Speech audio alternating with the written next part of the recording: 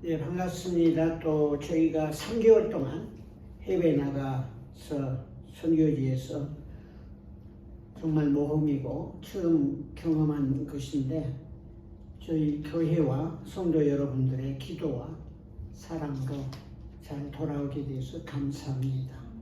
사실 저희 부부로서는 같이 장기간 비행기 여행하는 것도 그렇고 선교지의 새로운 환경과 여건에 적응하는 것, 모든 것 위에 건강하게 지내고 돌아오는 것 감사합니다. 하나님의 은혜와 동행하신 인도하심께 먼저 하나님께 감사와 찬양을 올려드리고 또 여러분들이 늘 기억하면서 중보해 주시고 기도해 주신 것 감사합니다. 3개월 중에 2주 후부터 몰도바의 평화교회 이태영 이준희 선교사님 32년 전에 시작한 평화교회에서 설교 말씀을 나누고 4주 동안 나누었습니다. 또 마지막 3주 넷째 주 중에 세 번째 주간은 수요일 오후에 한 2시간 반 정도 3번 걸쳐서 성령 하나님과 성령님의 사역에 대해서 특별 성경 공부를 인도했습니다. 그리고 그 나중에는 몰도바 수도에 있는 소위 대형 복음주의 교회들 이제 여러 교회가 있다는 걸 소문을 듣고 그곳에서 매주 우리가 갈 수 있는 시간이 제한돼서 새 교회에 가서 함께 예배하고 교제하고 또 현지에 풍하는 교회와 사역들을 직접 보고 들으면서 하나님께 감사하게 됐습니다. 놀랍게도 현지 교회들 중에 영적으로 살아있는 교회, 저희가 방문한 세 교회가 다 예배도 찬양도 말씀도 뜨겁고 복음적이고 정말 하나님이 살아계신 걸 증거하는 은혜와 감사, 하나님께 찬양과 영광을 드리는 아름다운 예배에 동참할 수 있어서 또한 기뻤습니다. 무엇보다도 평화교회 빌딩을 렌트해서 다른 세 교회가 예배를 드립니다. 그래서 그 중에 2교회를 또 예배에 참여했습니다. 언어와 문화와 배경은 다르지만 주 안에서 찬양과 기도와 예배할 수 있어서 감사하고 그 중에 한 교회는 메시아닉 주 교회였어요. 유대인인데 예수님을 메시아로 믿는 메시아닉 주 교회가 전 세계에 조금씩 늘어나고 있습니다. 제가 예루살렘에 한 달 있는 동안에도 그 베이스 안에 그 상당히 큰 그 교회가 있어서 그분들은 토요일 날 예배를 드리는데 아마 예배의 모습 속에서 시편에 나오는 그 구약 시대의 예배의 모습을 볼 수 있었는데 anyway 이 평화교회 안에서 그 예배를 드려서 참여했습니다. 근데 그 직접 목회자가 있는 게 아니고 비디오로 다른 데서 예배하는 걸 비디오 영상을 보면서 같이 예배를 드리더라고요. 그래서 같이 예배했고 또 한 교회는 이제 현지 교회인데 러시아어로 예배를 드리는 교회였고 또 이 교회가 상당히 활발하고 무엇보다도 그 러시아 난민 사역을 굉장히 열심히 하는 교회였습니다. 또 한 교회가 3층에서 예배를 드리는데 시간이 없어서 참여하지 못했습니다. 그동안에 또한 유럽의 동부, 이스턴 앤드 센트럴 유럽에 있는 YM 베이스의 디렉터들하고 다 연결이 돼서 줌으로 만났고 그 배경에는 여기 셀럼 YM 베이스 옆에 있는 붙어있는 사역인데 슬라빅 미니스트를 50년 동안 해오신 알렉스 앤드 캐트린 아키노프 부부가 50년 사역을 했어요. 그래서 아마 그 슬라빅 미니스트리는 그러니까 우크라이나라든지 러시아 또 폴란드 그 슬라빅 민족들이 사는 지역에 사역을 50년 했는데 이분이 또 YM 베이스의 최초의 멤버들이어서 이분들을 만남으로 그 지역의 사역자들을 이분이 다 이렇게 이메일로 내적을 시켜주가지고 아주 너무 좋은 분들을 많이 만나게 됐습니다. 계속 여러분이 피스 미션과 또 교회를 위해서 기도와 사랑과 재정적인 지원을 해주시기를 바랍니다. 특별히 그 스포츠 컴플렉스가 아직도 미완성됐지만은 아마 저희가 떠난 직후에 그 몰도바인인데 미국에서 개혁 장로교에서 신학 공부를 하고 부인은 미국 분이 들어와서 그 키시노브에서 교회를 개척하고 있는 분인데 아마 그분이 연락이 돼서 그분이 아마 그 스포츠 센터에서 드리는 몰도바의 예배를 아마 인도할 확률이 있다는 것을 이제 기대를 하고 들었고요. 또 평화교회도 현재 상황은 선교사님 부부가 자주 거기에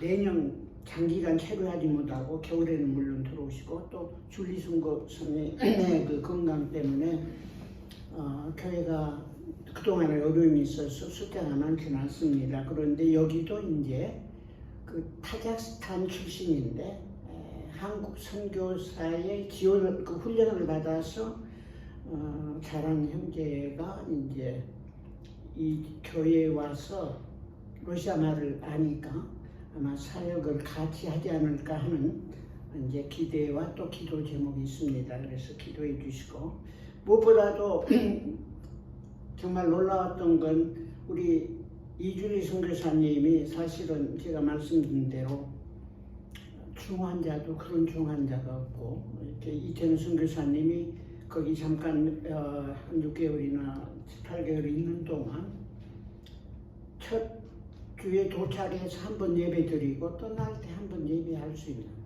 아주 어려운 건강이었었는데 저희가 많이 기도하고 여러분이 기도해 주셨는데 이번에 들어올 때는 어려움이 있었지만 잘 도착했고 또 첫 예배에 참여했는데 깜짝 놀랐어요.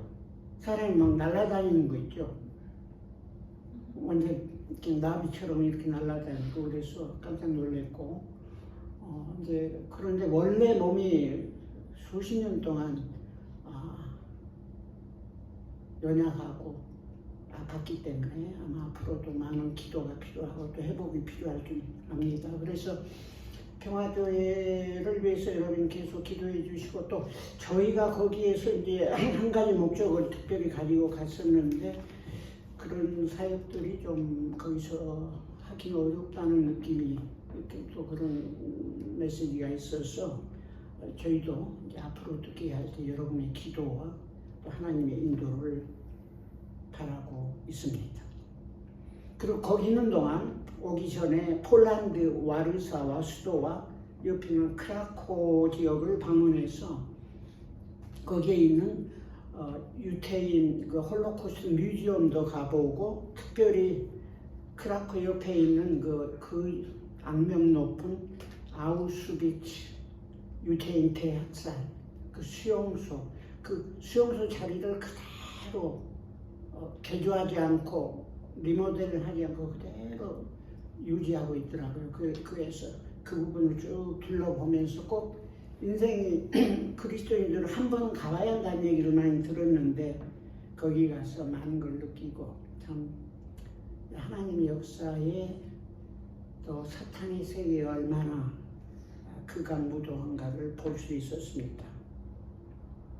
그리고 또 거기 있는 동안 전 유럽에서 유태인 무덤 중에 가장 큰 무덤이 키시노브에 있어요. 놀랍게도 200개 이상의 무덤이 있는데 그 인터넷에 보니까 이 19세기 말인지 초인가 19세기 말로 기억이 되는데 그 도시의 한 40% 이상이 유대인이었더라고요. 그래서 그런 배경 때문에 그런지 유럽에서 가장 큰 유대인의 그 공동묘지가 있어서 방문한 적이 2만 개의 그 무덤이 있는데 방문했습니다. 오늘은 본문 말씀을 통해서 사도 바울의 옥중 서신으로 알려진 빌립보서를 통해서 예수 그리스도를 본받는 바울의 삶이라는 제목으로 잠깐 말씀을 나누려고 합니다. 예수님의 12 제자들 중에 가룟 유다를 빼고 유다 대신 마띠아가 선택이 돼서 그 12명은 사도 요한, 특별한 사명을 주신 사도 요한 외에는 예수 그리스도의 삶을 본받아 살다가 다 죽기까지 순교의 피를 흘리며 헌신했습니다. 그런데 그분들의 그 헌신하는 삶에서 역사적인 기록은 조금 남아있지만 그분들이 사도 바울처럼 이렇게 구체적으로 사역에서 하나님께 누리고 경험하고 또 하나님 주신 은혜들을 기록으로 남긴 것은 별로 많지 않아요. 오히려 그 다음에 Early Fathers, 초대 교부들의 삶에는 약간의 기록들이 약간이 아니라 굉장히 방대합니다. 그래서 그 Early Fathers 다큐멘터리가 수십 건의 방대한 책이 있습니다. 그런데 사도 바울은 다릅니다. 예수님을 만나고 나서 예수 그리스도를 본받는 자의 삶을 직접 살면서 로마 옥중에서 목을 칼로 쳐서 목 잘려 순교할 때까지 순종하고 헌신했고 주님과 깊게 교제했고 그 모든 것 위에 신학의 절반이 넘는 발음으로 보면 그 신학 서신에 게시된 하나님의 섭리와 복음의 비밀을 증거하고 살았던 분이십니다. 그래서 고린도전서 11장 1절에 보면 이것도 이제 사도 바울의 서신인데 내가 바울이 그리스도를 본받는 자 된 것 같이 너희는 나 바울을 본받는 자 되라고 권면합니다. 데살로니가전서 1장 6절에도 또 너희는 많은 환난 가운데서 성령의 기쁨으로 우리는 바울과 실라와 디모데인데 우리와 주를 본받는 자가 되었다라고 말합니다. 그리고 오늘 읽지 않았지만 빌립보서 4장 9절에 보면 너희 빌립보 성도들은 내게 바울에게 첫째 배우고 받고 듣고 본 바를 행하라고 한마디로 본받으라고 권면하고 있습니다. 그리하면은 평강이 하나님이 너희와 함께 계시리라고 말하고 있습니다. 사실 사도 바울이 이 서신을 쓸 때 로마 옥중에 있었던 것으로 일반적으로 이해하고 있습니다. 옥중 서신 중에 하나입니다. 그 몇 장 안 되는 서신 가운데서 기쁨이라는 단어가 joy 혹은 rejoice라는 단어가 11번이나 나옵니다. 그는 옥중에서도 너무너무 기뻐했어요. 옥중에서 가장 인간적으로 하나님과 또 하나님이 직접 가장 가까이 계셨던 걸 경험하면서 그 은혜와 사랑을 짧은 서신을 통해서 우리에게 전해주고 있습니다. 요한복음 15장 11절에 보면 내가 이것을 새 계명을 너에게 이름은 내 기쁨이 너희 안에 있어 너희 기쁨을 충만하게 하려 합니다. 이 기쁨은 모든 사람이 추구하는 삶의 고리이기도 합니다. 근데 이 기쁨은 기쁨 자체로 끝나지 않고 기쁨 안에는 꼭 심령의 평강이 동시에 할 때 참된 기쁨으로 나타납니다. 그리고 요한복음 15장 11절에 너희 안에 내 기쁨이 너희 안에 충만하기를 함이라 하면서 하셨는데 그 충만한 기쁨은 하나님의 사랑을 받아서 누리고 증거하는 것을 통해서 나온다는 것을 우리에게 증거해 주고 있습니다. 놀랍게도 제가 이것을 말씀을 나누다 증거하다가 보니까 성령의 9가지 은사 열매 중에 첫 번째 3가지가 사랑과 기쁨과 평강이거든요. 그러니까 이 모든 것은 하나님의 백성들에게 거듭난 하나님의 자녀들에게 성령 안에서 하나님의 사랑과 은혜 안에서 누리게 되는 기쁨. 그 기쁨을 누린 사도 바울은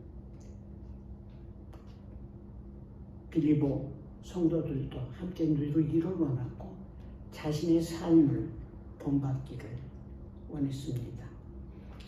11 제자들의 삶은 순교의 피를 흘렸지만은 그리고 흘리면서 죽도록 충성했습니다. 그리고 약속하신 생명의 멸류관을 주님께서 주셨을 것입니다.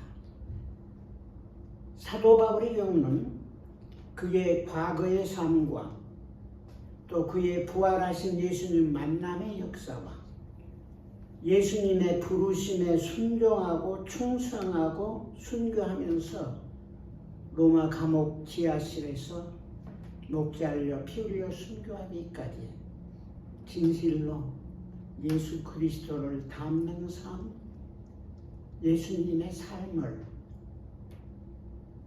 대변하는 삶을 살았고 그가 빌립보 교회와 데살로니가 교회와 고린도 교회뿐만 아니라 모든 성도들에게 성도님들 내가 예수 그리스도를 본받는 것 같이 여러분도 예수 그리스도를 본받으십시오. 그래서 오늘은 짧은 시간에 사도 바울의 삶을 잠깐 나눠보려고 합니다.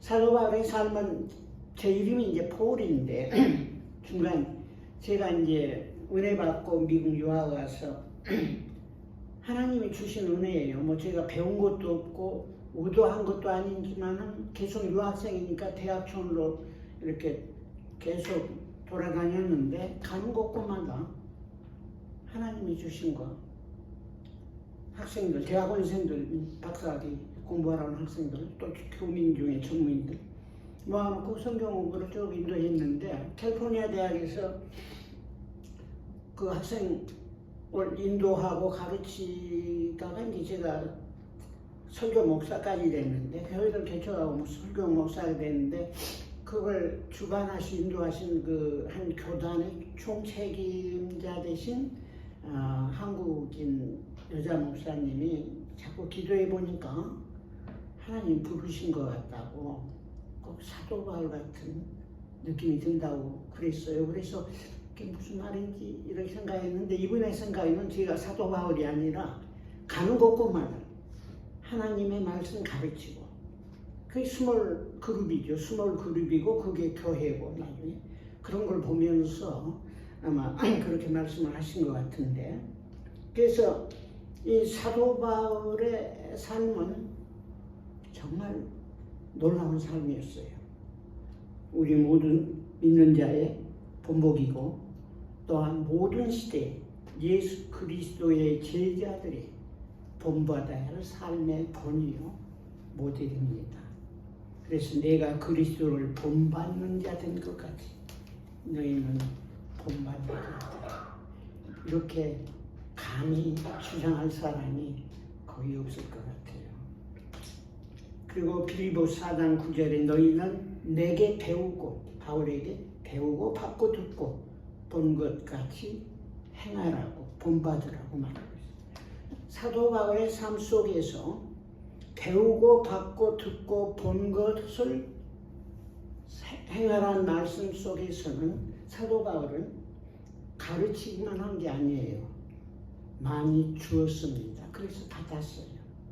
많이 들었어요. 구체적으로 삶을 통해서 많은 것을 예수님의 삶을 보여주셨습니다. 이게 모든 성도들, 그리스도의 제자들이 살아가야 할 삶의 모습이 아닌가 생각합니다. 예수님도 누가복음 9장 23절에 십자가의 죽음을 최초로 예고하면서 무리들에게 아무든지 나를 따라오려거든 자기를 부인하고 날마다 제 십자가를 지고 나를 좇을 것입니다. 늘 많이 들었던 말씀인데 이 말씀을 사도 바울만큼은 충실하게 좇았던 모델의 삶을 살았습니다. 하나님의 구원의 섭리, 이 복음의 비밀과 역사는 인류의 구원과 소망이요 참 진리입니다. 하나님이 예수 그리스도를 통해서 저와 여러분을 한 사람 한 사람 거듭나게 하시고 하나님의 아들, 딸로 부르시고 택하시고 인도하시는 이 구원, 너무너무 놀라운 역사예요. 그리고 하나님의 나라에 하나님의 백성이 되는 삶을 초대하고 거기에 우리가 한 사람이 됐다는 건 크고 놀라운 역사입니다. 하나님의 계시로 알게 된, 하나님의 창조된 만물을 통해서 보게 된 이 놀라운 섭리를 제가 이제 여러 날마다 일일 묵상하는 교제 가운데 제가 이걸 아마 어디서 땄는지 잘 모르겠어. 영어로 4개의 P자로 이렇게 소개합니다. 그래서 여러분 기억하기 쉽게. 첫째는 이건 그냥 갑자기 하늘에서 무지개 구름 타고 내려온 게 아니에요. 창세 전부터 플래닝, 하나님이 플래닝 before creation. 그래서 에베소서 1장 4절 창세전에 하나님께서 그리스도 안에서 저와 여러분을 부르셨다고 했어요. 이게 한두 군데 나온 말이 아니에요. 창세전에. 두 번째 P는 preparing them through human history. 선지자와 이스라엘의 삶을 통해서 너무 구체적으로 장시간 동안, 수천 년 동안 프리페어링 하나님이 하셨어요. 그리고 세 번째는 prefiguring in Old Testament. 구약 성경의 말씀과 예언과 모든 모델 속에서 앞으로 이루어질 것을 프리피거링 하니까, 그러니까 일어날 사건을 미리 데몬스트레이션해서 여기에 예표적으로 보여준 거예요. 프리피거링 예표를 보여준 거예요. 그 예표도 너무너무 많아요. 제가 그것만 말씀하려고 해도 며칠이 걸릴지 모릅니다. 그리고 마지막으로 P는 proof through the cross in New Testament. 신약에서 십자가를 통해서 이 모든 것을 증거해 주셨습니다. 4P 기억해 주세요. 여러분의 삶에 구원의 섭리와 하나님의 이 놀라우신 역사는 하루아침에 갑자기 사람의 마음으로, 사람이 그 당시에 적어도 40~50명이 기록했는데 연락이 되지 않고 전적으로 성령 안에서 계획했고, 플래닝이 돼 있었고, 프리페어링 했고, 프리피거링 했고, 프로브해서 저와 여러분이 하나님의 아들, 딸이 된 것입니다. 그래서 에베소 1장 4절 앞부분에 보면 창세전에 그리스도 안에서 우리를 택하사 우리로 사랑 안에서 그 앞에 하나님 앞에 거룩하고 흠없게 하시려고 저와 여러분을 택하셨으며, 두 번째는 구약 인용입니다. 약속들, 예표적인 사건과 그 기록들은 너무너무 알면 알수록, 성경을 읽으면 읽을수록, 또 이렇게 장시간 동안 삶을 통해서 역사 속에서 지금도 이루어지는 것을 보면서 하나님의 섭리와 역사가 얼마나 크고 놀라운 것을 지금도 놀라고 더욱더 감사합니다. 창세기 3장 15절에 인간이 최초로 범죄했을 때 하나님이 사단으로 여자와 원수가 되겠다 하고, 여자의 후손은 후손 여러 사람이 아니라 원 싱글 한 사람이에요.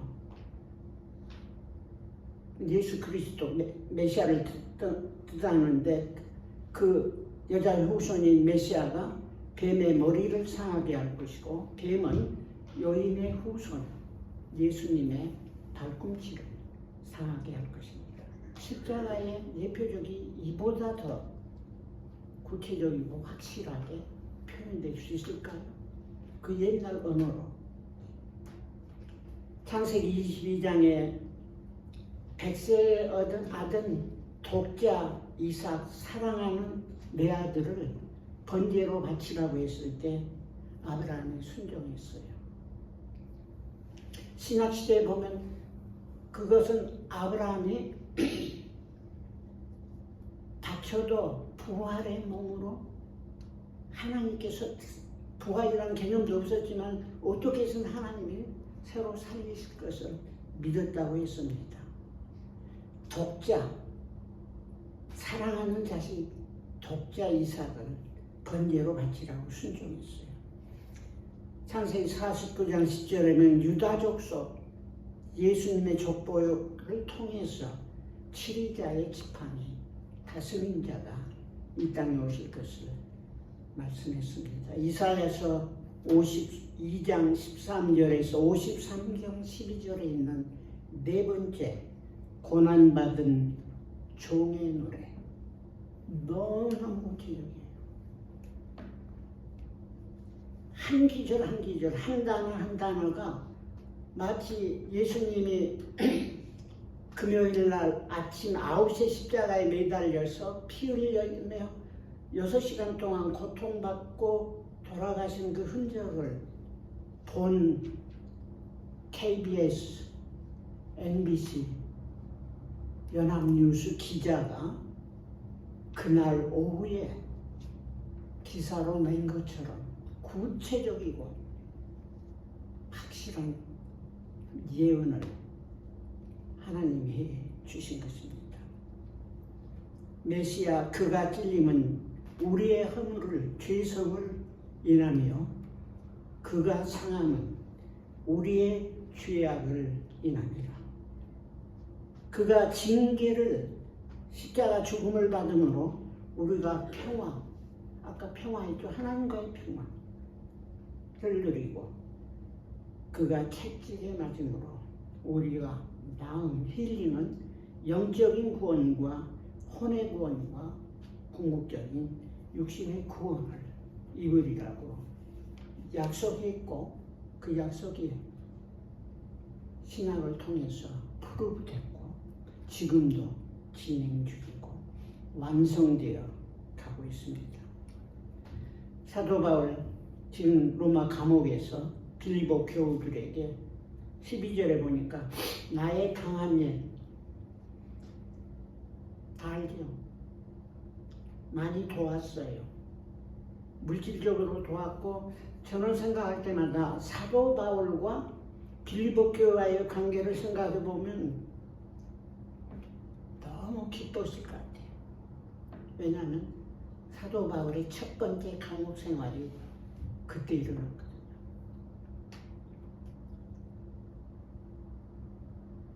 그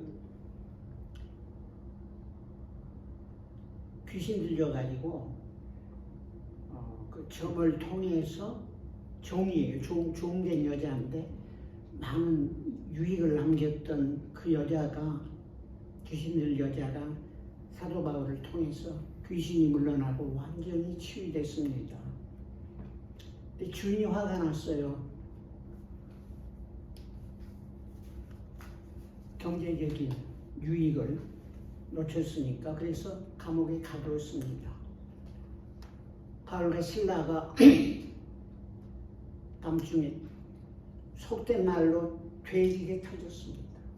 완전히 만신창이되게 터져가지고 옥중에 갇혔는데, 제가 그 빌리고 가니까 여기가 감옥이라던, 여러분이 아주 거대한 감옥이 아니에요. 동굴이 동굴. 갇혀서 12시쯤 돼서 자정쯤 돼서 하나님을 찬양하고 기도하는데 기적이 일어났습니다. 지진이 일어나고 쇠사슬이. 그 사건으로 간수가 온 가족이 회개했죠. 비단 간수 리디아가 복음 듣고 주님을 섬겼죠. 그래서 빌보에는 정말 건강하고 아름답게 사도 바울과 깊은 사랑과 그 삶의 교제가 있었던 겁니다. 이것이 복음의 진보가 된 것을 증거하면서 위로하고 격려하는 거죠. 왜냐하면 온 시대한 로마의 시대가 20몇 명씩 몇십 명인데 교대로 계속 하우스 어레스트에서 관찰하고 있는데, 교대로 하면서 모든 사람들한테 교대로 바뀌는 시대원들에게 복음을 증거했어요. 그리고 14절에 보면 바울의 고난이 복음의 증거가 됐고 진보가 됐고, 더욱 놀라운 것은 다른 형제들이 바울의 삶의 담대함과 복음의 확실한 증거를 경험하며 들으면서 겁없이 더욱 담대하게 복음을 증거했다고 했습니다. 옥중에서 갇혀있지만은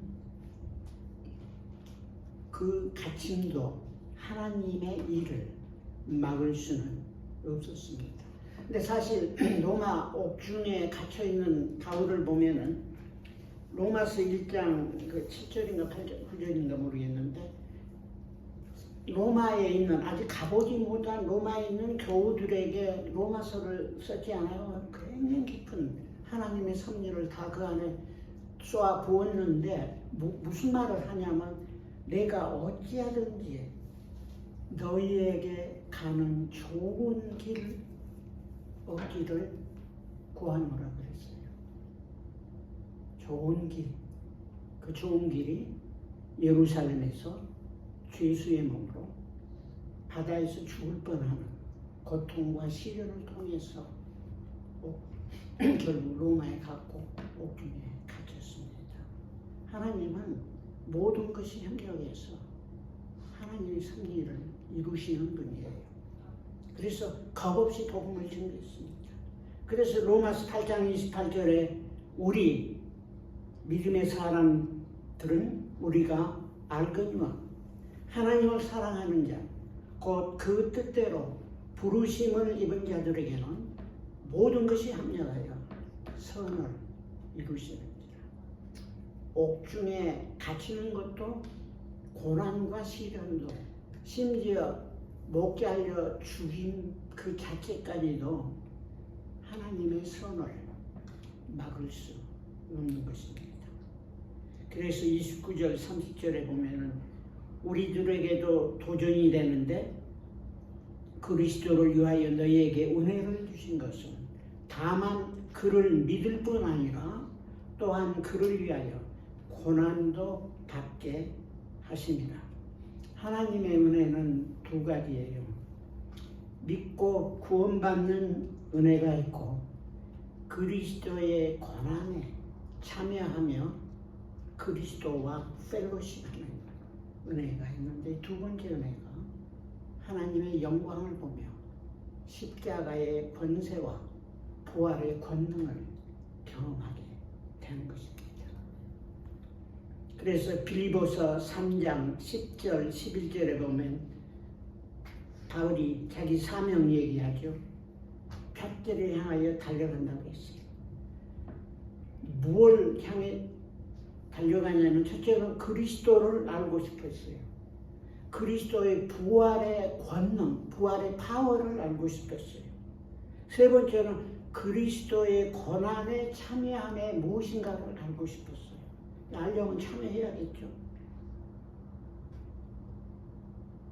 그 네 번째는 그의 죽으심을 본받아서 자기도 죽어야 돼, 예수님처럼.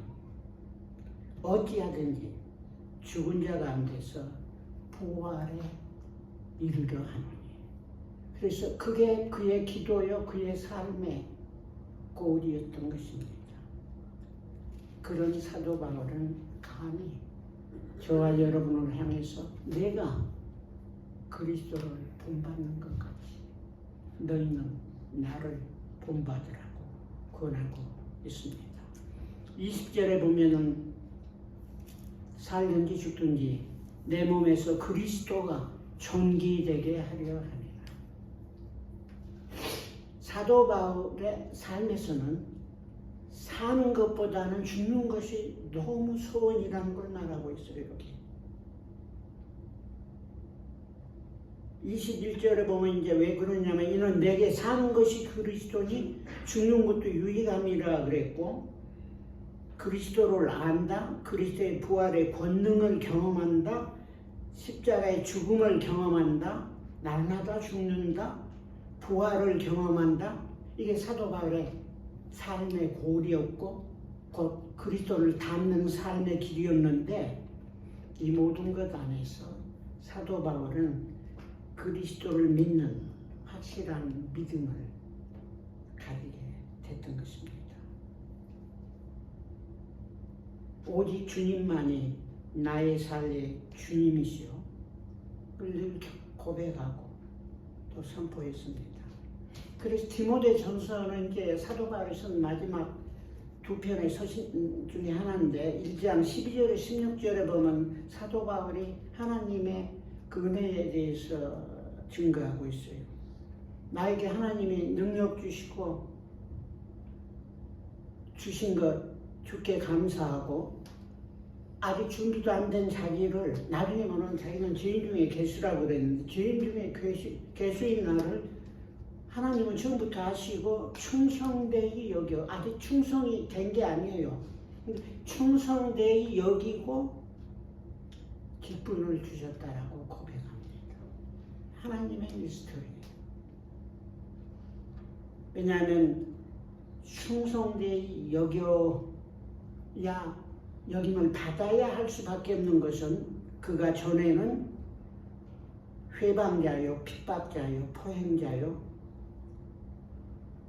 정말 하나님 입장에서 초대교회 성도들이 봤을 때, 사람의 기준으로 봤을 때 세상 만인 중에, 물론 지금까지 뭐 그보다 지도가 대정한 사람이 많이 있었겠지만, 특별히 초대교회 입장에서 이렇게 못되고 나쁜 놈이 어디 있겠어요.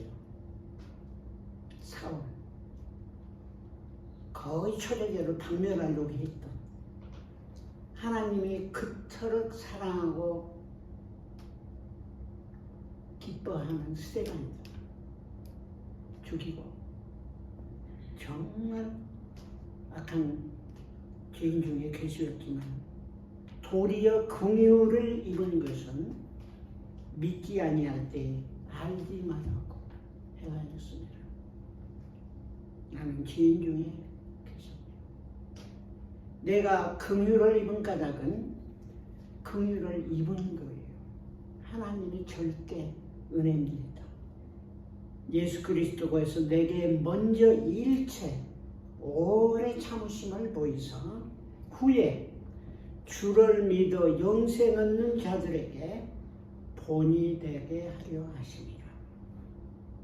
죄인의 예수 사울이 바울이 됐고, 인류 역사에서 가장 깊은 하나님의 구원의 섭리와 계시를 받고 예수님과 예수님의 부활과 죽음과 부활의 권능을 친히 삶에서 경험하면서 하나님의 긍휼과 오래 참의 증거를 모든 것 위에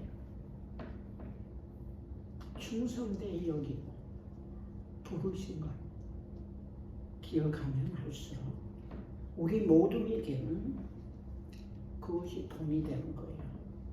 저와 여러분의 삶이 아무리 나쁘고 부족하고 허물이 많아도 아마 사울처럼 아가기는 쉽진 않아요. 회방자, 핍박자, 포행자, 죄인의 개수 본이 되게 하려고 긍휼을 주신 것입니다. 이 믿음이에요. 예수 그리스도에 대한 믿음. 부활의 주님 만났죠. 세 번째 하늘에까지 갔잖아요. 고린도후서 12장에 보면 이것도 자기라고 말을 또 안 해요. 자기가 아는 한 사람이라고 제3인칭처럼 말하지만 자기에게 셋째 하늘은 천국입니다. 하나님의 보좌 앞에서 사람이 말로 표현할 수도 없고 해서도 안 되는 것을 보고 들었다고 했어요. 하늘나라를 경험한 자입니다. 그래서 아까 내가 이 둘 사이에 끼었는데 남아서 주의 종이 되는 거, 지금 빨리 주님께 가서 주님과 함께 하는 거, 빨리 가고 싶은 게 소원이다 그랬어요. 자기 마음에서. 부활의 주님, 하늘 세계를 다 경험한 자만이 고백할 수 있는 신앙 고백입니다. 그래서 이 그리스도를 알고부터 그리스도와 신교를 펠로십을 하게 되는데 이것이 사도 바울의 삶의 모델이고 비결입니다. 근데 제가 이 책을 이제 책은 몇 개 있지만 많이 읽지는 않았는데 A.W. 토저스 하면 여러분 아마 그 묵상하고 기도하고 여러 가지 성령에 대해서 쓴 토저 아마 남아프리카 사람인지 모르겠네요. 이분이 한 유명한 얘기가 있어요. 영어로 된 건데 The modern scientist has lost God amid the wonders of His world. 이 첫 번째예요. 현대 과학자들 혹은 현대 지성인들이 하나님이 세계의 그 신묘막지가 않은 원더풀 말로 표현할 수 없는 100년 전, 200년 전은 그렇게 몰랐어요. 지금은 너무너무 신비로운 거예요. 갈수록 DNA, RNA 그 생명의 신비는 상상을 초래해요. 근데 과학자들 보면서 놀란 거예요. Wonders of His world. 그러면서 wonder, 신비로움에 빠져가지고 하나님을 놓쳐버린 거. 현실이죠. 많은 과학자들이 인격이신 하나님을 그 놀라움 가운데 신이 존재하는 건 인정하는데 그 신이 인격신인 걸 인정하지 못하더라고요. 많이. 두 번째는 We Christians are in real danger of losing God amid the wonders of His word. 우리 성도들도요, 하나님을 잃어버린 진정 참된 위험이 있는데 무엇 가운데 그러냐면 하나님의 말씀의 원더, 아까 제가 말했지요. 창세기로부터 요한계시록이 이르는 이 계시가 너무 놀라운 거예요. 와, 어메이징. 또 100년 전에는 또 조금 달라요. 지금 그 사이에 되어가는 모든 세계 역사와 우리 만물의 변화들을 보면은 God's word is amazing. 근데 많은 사람들이 성경을 예배하고 하나님을 잃어버리는 삶을 살고 있다는 경고를 하고 있습니다. 한마디로 이러한 하나님의 신묘막측한 창조와 섭리의 구원의 역사, 모든 것에 하나님 계시된 말씀 위에서 그 하나님의 섭리와 역사에서 일어난 모든 것들을 보면 볼수록 하나님을 알아야 되고 인격적으로 알아야 되는데 하나님을 잃어버리고 하나님을 거부하고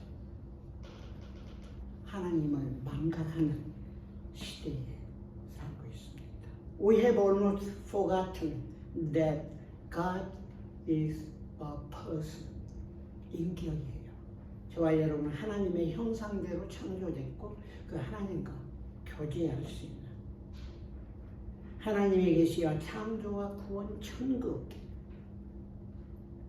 아까 말씀한 대로 4P planning before creation, 창세 전에 계획했고 preparing through human history, 선지자들과 이스라엘 민족의 역사 속에서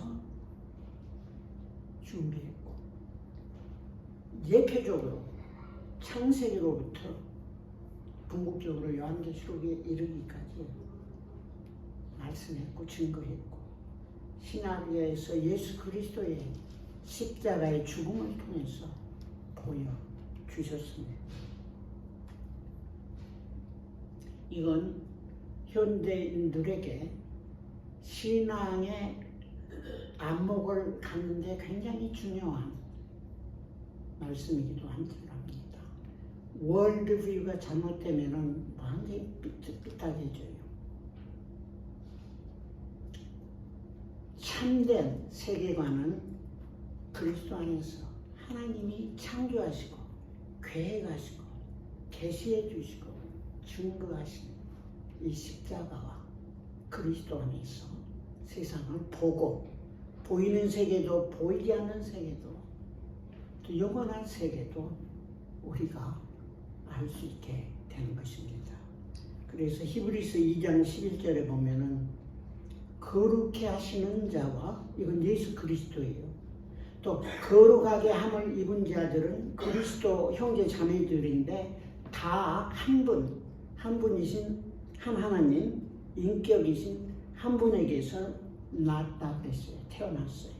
그러므로 형제 자매라 부르기를 부끄러워 아니하시고, 아버지 하나님이 저와 여러분을 만세전에 창세전에 계획하시고 부르시고 때가 되어 만나게 해주시고 형제라고, 나의 형제라고, 나의 가족이라고 부르기를 하나님이 부끄러워하지 않으세요.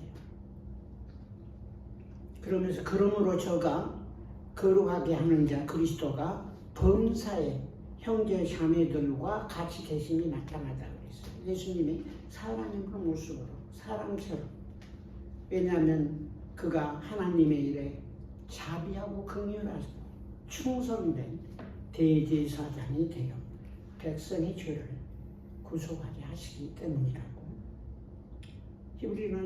히브리서자는 구약의 예표적인 사건을 신약을 통해서 너무너무 잘 알고 이해했던 것 같아요. 그 다음에 히브리서 2장 18절에 자기가 예수 그리스도가 시험을 받아 고난을 당하셨던즉 시험받는 자들을 저와 여러분을 능히 도우시느니라. 모든 것이 합력해 선을 이루시고 다스리시는 고난 중에 기쁨과 평강과 더 큰 은혜를 누리게 하시는 그 하나님의 시험과 고난을 받는 자들을 도우시는 하나님의 은혜가 있습니다. 놀랍게도 디모데 전서는 아까 말씀드린 대로 사도 바울의 마지막 서신 후서하고 전서 마지막인데 거기에 보면은 세 번이지만 하나님이 누구인가를 고백합니다. 전서 1장 17절에 보면 그 하나님은 만왕의 왕이시고 곧 썩지 아니하시고 영원하시고 보이지 아니하시고 영적이고 홀로 한 분이신 하나님께 인격께 존귀와 영광이 세태로 있을지어다 영원토록 있을지를 고백합니다. 그리고 디모데후서 6장 16절에는 오직 그에게만 하나님에게만 죽기 아니함이 있고 가까이 가지 못할 빛에 거하시고 아무 사람도 보지 못하였고 영적인 거니까 또 볼 수도 없는 자신이 그에게 존귀와 영원한 능력을 돌릴지어다. 그분이 사도 바울이 경험한 그리스도 안에서 만난 하나님, 셋째 하늘에 가서 보았던 아마도 말로 표현할 수 없었던 하나님을 표현한 말이 아닌가 생각합니다. 그래서 제가 마지막으로 빌립보서 이제 3장 18, 19절, 20절, 21절에 보면 내가 여러 번 너희에게 말하였거니와 이제도 눈물을 흘리며 말하노니 여러 사람들이 그리스도 십자가의 원수로 행하느니라고 그랬어요. 이게 이제 문제예요. 현대 교회의 역사 속에서 너무 리얼리스틱한 표현이에요. 2000년 전이지만 저희의 마침은 멸망이요 저희의 신은 배요. 이게 굉장히 중요한 표현이에요. 배때기 채우는 거예요. 신이. 그 영광은 부끄러움에 있고 땅의 일을 생각하는 자라. 20절에 오직 우리의 시민권은 하늘에 있는지라. 셋째 하늘에 갔어요. 부활의 주님 만났어요. 거기로서 구원하는 자, 곧 주 예수 그리스도를 기다리나니 주님의 재림을 기다리는 삶에 살고 있습니다. 그가 만물을 자기에게 예수에게 복종케 하실 수 있는 자, 곧 하나님의 역사로 우리의 낮은 몸을 자기 영광의 몸의 형체와 같이 변케 하시리라. 이 기절이 굉장히 중요한 기절이에요. 예수님의 부활의 몸을 입었을 때 깜짝 놀랐어요. 사람들 평생 들어보지도 못했지만 때가 되면 저희들도 예수님처럼 부활의 몸을 입게 될 것입니다. 그게 하나님의 아들 딸이기. 그러면서 요한 1서 3장 2절의 말씀처럼 사랑하는 형제들아 우리가 지금은 이 땅에서는 하나님의 자녀들이죠. 장차 천국의 그 완성에 어떻게 될 것은 아직 나타나지 아니하였으나 그가 예수 그리스도가 나타나심이 되면 우리가 주님이 형제 자매들인 우리가 하나님이 형제라 부르시기를 부끄러워 아니하시는 저와 여러분이 그 하나님과 같을 줄 아는 것은 그의 계신 그대로 볼 것을 인하니라. 때가 되면 주님의 보좌 앞에 아까 볼 수도 없고 들을 수도 없고 만질 수도 없었던 그 하나님 앞에 보좌 앞에 인격적으로 영적으로 교제하며 가까이 하는 그날이 우리에게 약속되어 있는 것입니다. 다시 한번 이 시대를 살아가는 저와 여러분, 남은 생에 여러분의 삶의 순례의 길이 어디까지 와 있었든지 예수 그리스도를 사도 바울처럼 더욱 가까이 알고 경험하고 고난과 영광과 시련과 하나님의 은혜를 경험하면서 주님의 참된 제자들로 허송세월하지 않고 주신 달란트 땅에 묻어놓지 않고 하나님께 영광 드리는 하루하루의 삶이 되기를 소원합니다. 잠깐 기도하겠습니다.